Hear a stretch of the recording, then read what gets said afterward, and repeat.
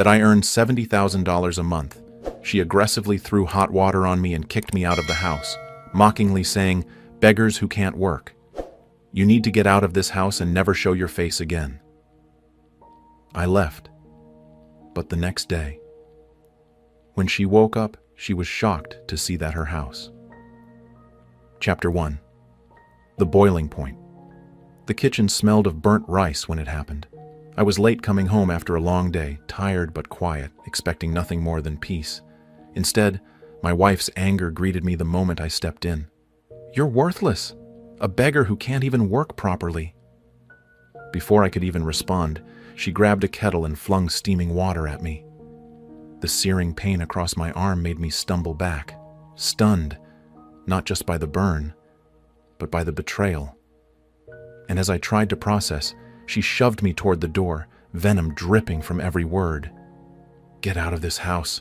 Never show your face again." Her sister, lounging on the couch with a smirk, laughed as if it were a show put on for her entertainment. I looked at my wife one last time, her face twisted in arrogance, and I said nothing. No anger, no threats, just silence. Then I walked out. She thought she had banished me. She thought I was a beggar. She had no idea I earned $70,000 a month. And when she woke up the next morning, her house would no longer be hers. Chapter 2.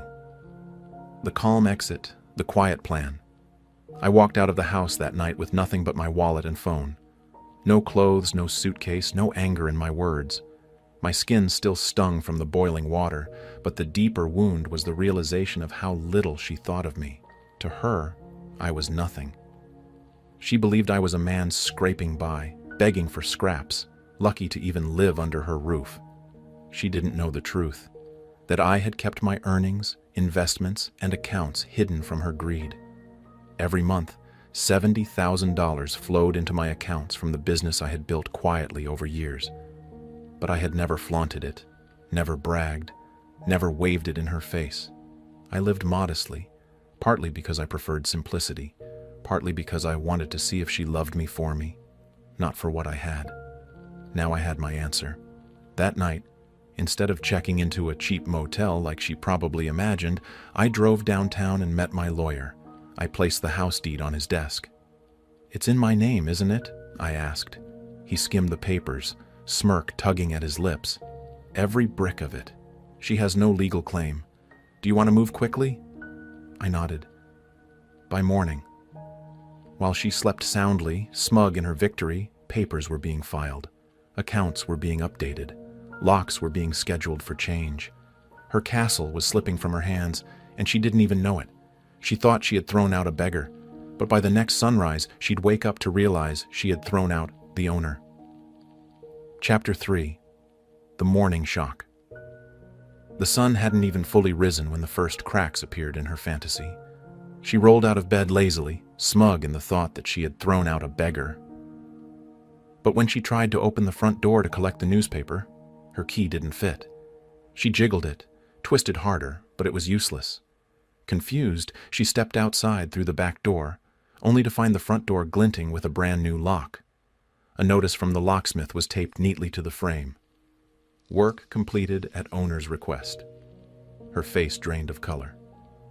On the dining table, slid neatly under the door overnight by courier, was a thick legal envelope. She ripped it open, expecting some petty warning, but it was far more brutal. Notice of eviction. Effective immediately, she had no legal right to remain on the property. Proof of ownership. Copies of the deed, showing the house was solely mine, inherited and paid for long before she ever walked into my life. Divorce filing. Citing abuse, supported with medical evidence of the burn on my arm, every word carved deeper than any slap or insult she had thrown. She screamed, waking her sister. They both stormed toward the driveway to leave, only to find my car parked calmly across the street. I sat behind the wheel, windows rolled down, watching as realization dawned on them. I didn't shout. I didn't gloat. I simply lifted my phone and snapped a picture. Her clutching the eviction notice, her sister staring in disbelief. Then I drove away. She thought she had thrown out a beggar. But by morning, she wasn't standing in her house anymore. she was standing in mine, and it was only the beginning of her nightmare. Chapter 4. The Public Humiliation. By noon that day, what had started as her private arrogance turned into a spectacle she could never escape. The locksmith's van returned with officers accompanying him to finalize the changeover. My wife and her sister stood outside, shouting, waving the eviction notice in protest. But the officers simply shook their heads. "Ma'am, the deed is in his name. You're trespassing. You need to leave immediately." Neighbors peeked through curtains, some even stepping onto their porches. The same neighbors she had boasted to, bragging about kicking out a useless husband, were now watching her be escorted off the property. The whispers started instantly. Phones lifted to record. By the evening, the story had spread across the block. She tried to save face by storming to her car and announcing she would go shopping. But when her credit card declined at the first store, her facade crumbled. Every account she had access to under my name was already frozen. The life of luxury she took for granted, the spa visits, the shopping trips, the expensive brunches, ended in an instant. She was left standing at the register, humiliated in front of strangers, as the cashier handed her back the useless card. Her sister, who had laughed when I was thrown out, turned on her just as quickly. "You said the house was yours. You said you owned everything. I left my apartment because of you." Their fight, loud and bitter, echoed in the parking lot as people recorded on their phones. The very allies she thought would cheer her on were now tearing her down. She mocked me as a beggar, screamed for me to leave, and thought the house was hers. But by the end of the day, she had no house, no cards, and no allies. And the humiliation she tried to hand me in private had become her humiliation in public. Chapter 5. The Legal Strike. If public humiliation had shaken her, the next wave would crush her completely. While she was busy shouting in the streets and scrambling for cash, my lawyer was quietly filing papers downtown. Assault charges for the boiling water she had thrown, divorce petitions citing abuse and cruelty, financial freezes on every account she had touched. By the time she realized what was happening, the court summons had already been served to her at her mother's house, in front of her entire family. In court, she tried to spin her usual story. "He's broke. He's useless. I supported him for years." But my lawyer calmly laid down bank statements showing my monthly income. $70,000 a month, every month. Investments, savings, properties, all legally documented and untouchable by her lies. The judge's eyebrows rose with every page. Her story of being the sole supporter evaporated instantly. And when photos of the burn marks on my arm were shown, supported by medical records, the courtroom's sympathy swung entirely.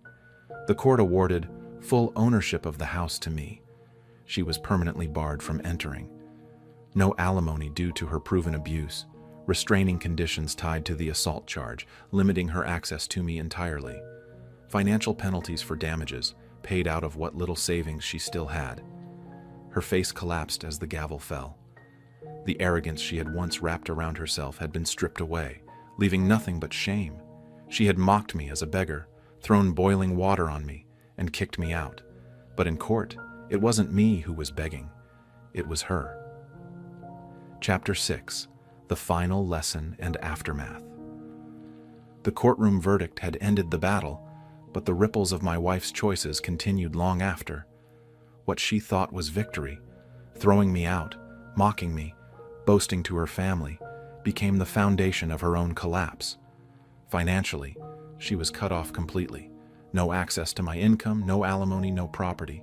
The luxury she flaunted vanished overnight. Socially, the same friends and relatives who laughed when she called me a beggar now whispered about her downfall.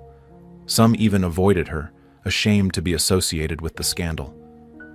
Personally, her sister, once her ally, blamed her for dragging the family name through humiliation. The bond between them fractured, leaving her isolated. The arrogance she wore so proudly turned to loneliness and regret. For me, peace came not from revenge alone, but from rebuilding. I upgraded the house, restoring it into a home filled with calm instead of chaos. I poured more into my business, And with every deal closed, I reminded myself, silence and patience are stronger than rage. I surrounded myself with people who valued respect, not those who mocked when they thought I had nothing. The $70,000 I earned each month wasn't just income anymore. It became a symbol of what she had underestimated, the power of quiet strength. That night, she screamed, "Beggars who can't work! Get out of this house and never show your face again." But in the end, it wasn't me who begged.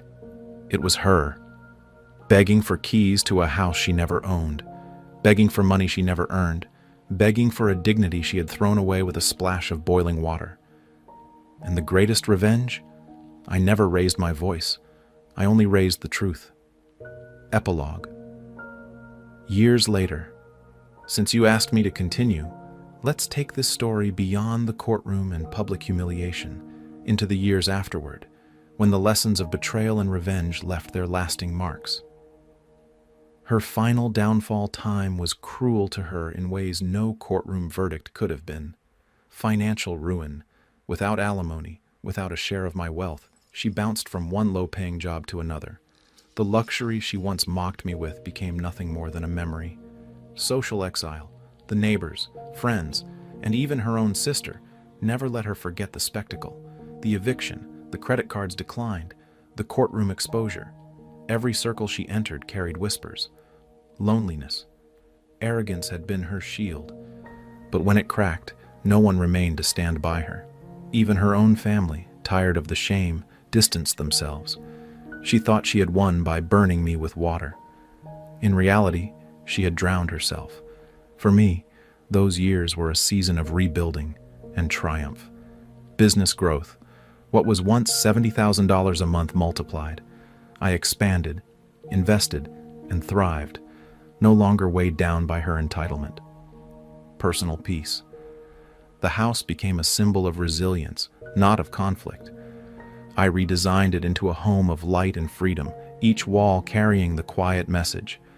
I endured, and I rose. Emotional clarity. I learned that silence and patience often cut deeper than rage. She screamed, I whispered, and the world chose the whisper. That night, she screamed, "Beggars who can't work! Get out of this house and never show your face again."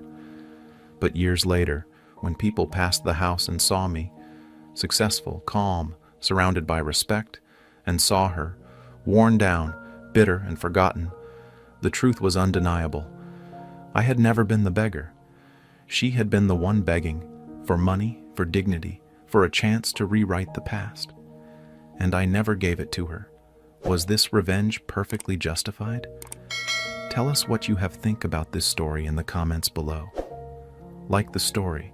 If you think this story... This was a big part of my life from probably my early 20s. I didn't play a bunch of sports or anything like that before, but I was into, mostly aerobic stuff like most of us did in our 20s. It was all about, Jane Fonda and whatever, and the outfits I and had all the that. tape. I know. It's like My mom and I would do it together. Yeah.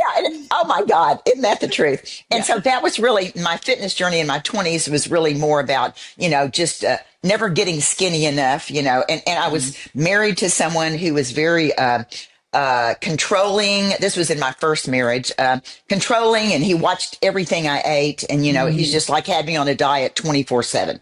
But anyway, I moved on past that. But I always kept health and fitness in mind. I even thought I wanted to open a gym at one time, but that didn't happen.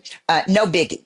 But as time went on, I had my life's challenges, and I ended up being a single mom when I was about 37, I guess, and that was okay. I worked through that. I also opened my own business a few years before then.